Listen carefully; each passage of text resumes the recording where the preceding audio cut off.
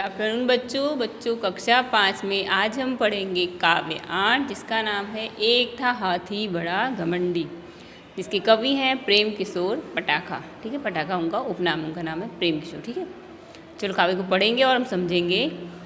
एक पुरानी सुनो कहानी नानी हमें सुनाती, किसी घने जंगल में रहता एक घमंडी हाथी। अर्थात यहाँ पे कवि कह रहे हैं कि एक पुरानी कहानी सुनो जिसे हमारी नानी हमको सुनाती थी कि एक घना जंगल था, उसमें एक घमंडी हाथी रहता था। झूम झूम कर सूंड हिलाता चलता था मस्ती में, वहीं पास में रहे चींटियाँ जंगल की बस्ती में।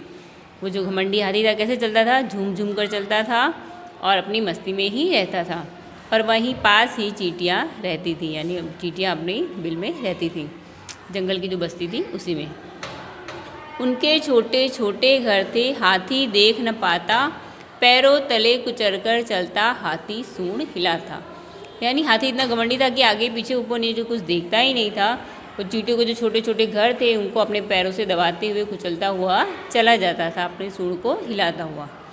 एक बार की बात किसी चींटी ने करी शिकायत, मगर यह हाथी बड़ा घमंडी कैसे बदले आदत।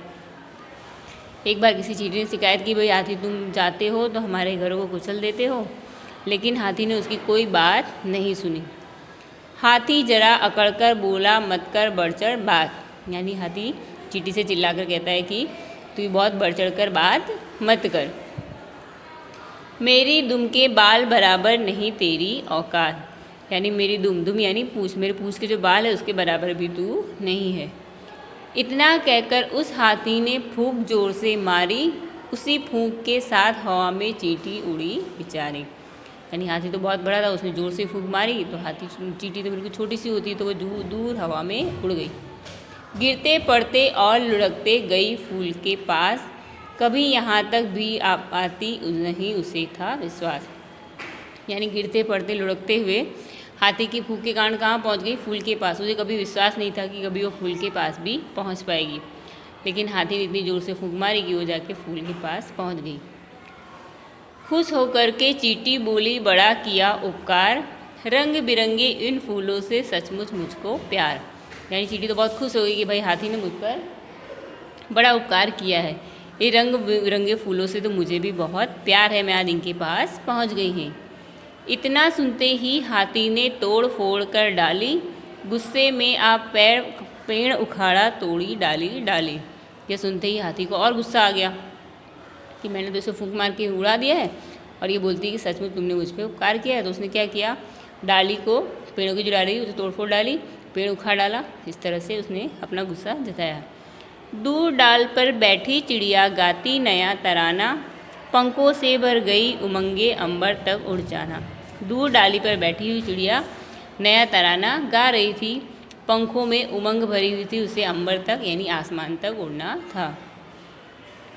चिड़िया उड़ी फुर्र से आई उस चींटी के पास। चिड़िया उड़कर उस चिड़ी के पास आती है, अपने पंखों पर बिठलाकर फुर्र हुई आकाश। उसने चींटी को अपने पंख पे बिठा लिया और फुर्र करके आकाश में उड़ने लगी। चिड़िया बोली नहीं चींटी नया खेल दिखलाऊं, तुम्हें घमंडी इस हाथी से अब सिर पर बिठलाऊं। चिड़िया कहती है उस नन्ही सी यानी छोटी सी चींटी से कहती है, देखो तुम्हें हम नया खेल दिखाती हूँ, ये जो घमंडी हाथी है उसके सिर पर तुम्हें आज बिठा के दिखाती हूँ। हुआ यही, वह नन्ही चींटी हाथी के सिर बैठी, मन में आया उछली कूदी मन में आया लेटी। तो चिड़िया ने क्या किया?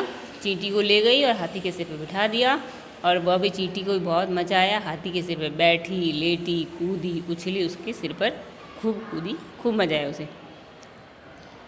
हार गया हाथी भी थककर उसे गिरा न पाया। हाथी भी क्या होता है? हार जाता है। सिर पे बैठी चींटी छोटी सी है, तो हाथी कितना भी इधर उधर करता है लेकिन फिर भी चींटी को नहीं गिरा पाता है। बल से बढ़कर बुद्धि यहाँ है चींटी ने समझाया। बल से यानी ताकत से बढ़कर क्या है? बुद्धि। बुद्धि किसके पास थी? चिड़िया के पास। और बल किसके पास था? हाथी के पास। यानी बल होने पर भी वह चींटी को नहीं गिरा पाया, और यही बात चींटी ने उसे समझाया। बुद्धि के बल पर ही जिसने जो चाहा चल फल पाया, नन्ही चींटी ने हाथी को पहला पाठ पढ़ाया। यानी चींटी ने हाथी को समझाया कि सब लोग बुद्धि के बल पर ही जो चाहते हैं वह पा लेते हैं। ठीक है, यह हाथी को समझाती है चींटी। बस फिर क्या था, खुश होकर के लगा नाचने हाथी, और साथ में सिर पर बैठी चींटी ताल मिलाती। फिर क्या हुआ भाई, हाथी को भी बात समझ में आ गई और वह भी खुश हो गया और चींटी के साथ नाचने लगा, और चींटी भी ताल मिलाती हुई उसके सिर पर बैठी हुई नाचने गाने लगी। यानी यहाँ पर क्या बताया गया बच्चों कि भाई चींटी के समझाने पर हाथी को अपनी गलती समझ में आ गई, उसने माफ़ी मांग ली और फिर चींटी के साथ अच्छे से व्यवहार करने लगा, अच्छे से रहने लगा, उसके साथ खेलने लगा, नाचने लगा, गाने लगा।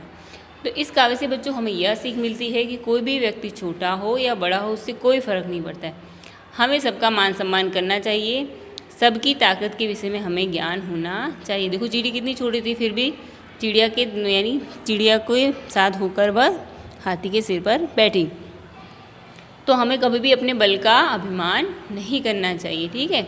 इसका वैसे हमें कवि यह सिखाते हैं, ठीक है बच्चों। अब इसका होमवर्क मैं आपको अगले फोटो में भेजूँगी, ठीक है। धन्यवाद।